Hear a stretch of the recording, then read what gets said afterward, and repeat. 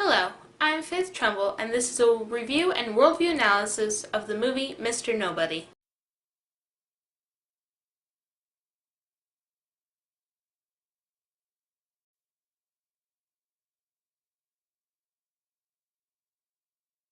Jared Leto plays Nemo Nobody, a 118-year-old man and the last mortal alive.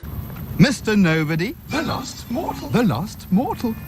He is being interviewed by a reporter who asks him to tell what he remembers of his life and what the world was like before everyone became immortal. It's okay, I'm a journalist.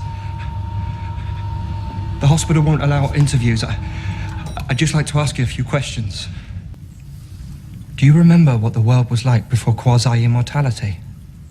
What? Telomerization. Endless renewal of cells. What was it like when humans were mortal? There is, however, a problem. Mr. Nobody believes that he is still 34 years old. Can you tell me how old you are? Oh, I'm 34. I was born in 1975.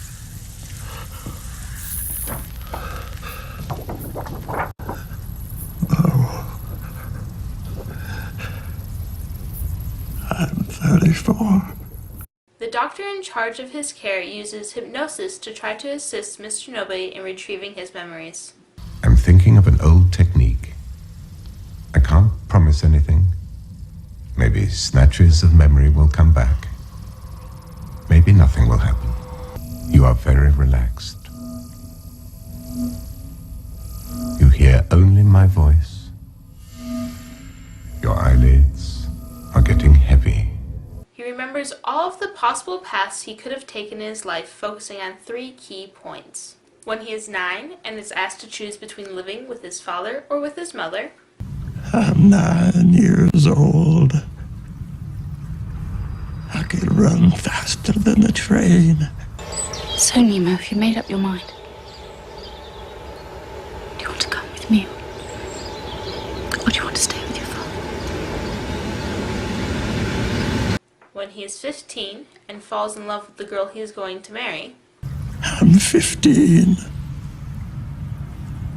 And I'm in love. Much as Anna and Nemo have consented together in holy wedlock, and have witnessed the same before God and his company, for as much as Elise and Nemo have consented together in holy wedlock, Jean and Nemo have joined themselves to each other. I pronounce that they be husband and wife together. Those whom God has joined together, let no one put asunder.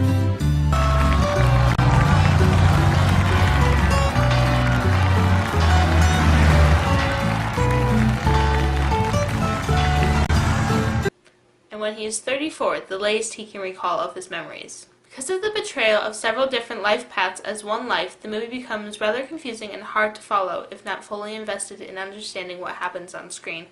I'm sorry, I don't understand. Did you stay with your father or go with your mother?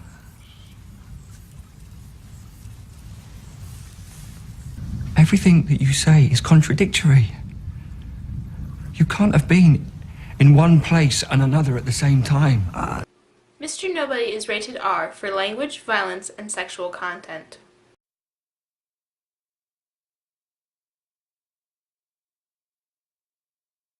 This movie focuses on how every choice you make changes the path of your life, but not the final outcome. There's no wrong path to take, only that each decision has its pros and cons. We cannot go back. That's why it's hard to choose. You have to make the right choice.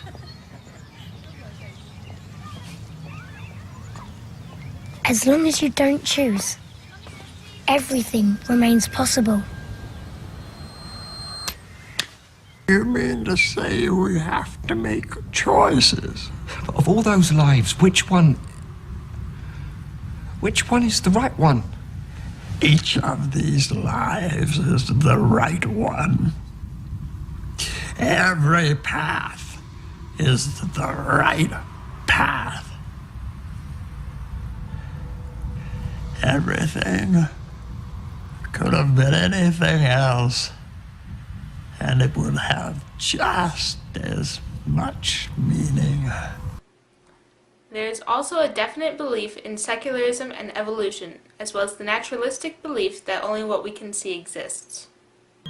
Everything we see exists. We can see it. I can see Mummy's eyes, but I can't see my eyes. The little baby can see his hands, but he cannot see himself. So, does he really exist? Do I really exist? And in a New Age style view, that perhaps nothing actually exists at all. I am you, 70 years older. Everything you say I said myself when I was young. I only had to transcribe our conversation. It's all written right here. I can't believe it. In this life here, you don't exist. I don't know why. Only the architect knows. The architect? You can't be dead and still be here. You can't not exist. What? Is there life after death? After death? How can you be so sure you even exist?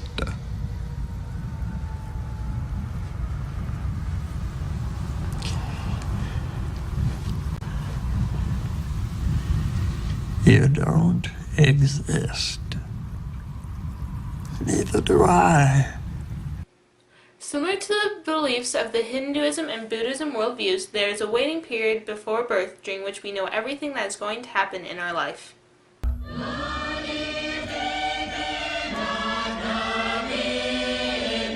I can remember a long time ago, long before my birth.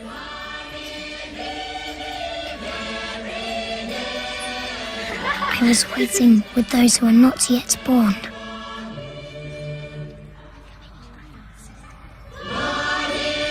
When we're not born yet, we know everything.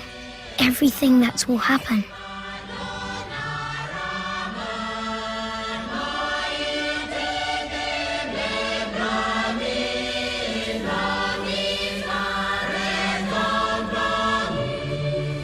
The belief that our choices do not affect the outcome, just the path on the way, reflects the Christian denomination of Calvinism's belief in predestination.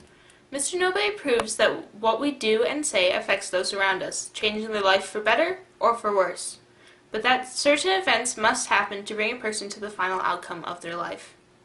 Thanks for watching. Have a great day.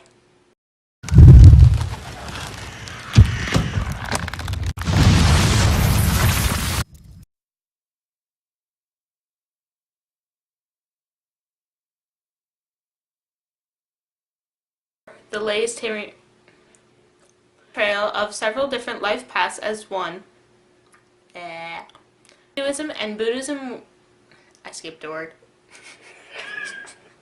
It's going to happen in our life. In our life?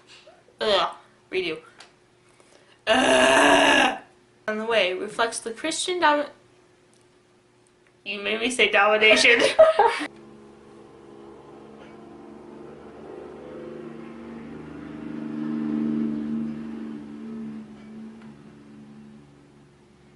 Loud annoying cars and motorcycles. Okay.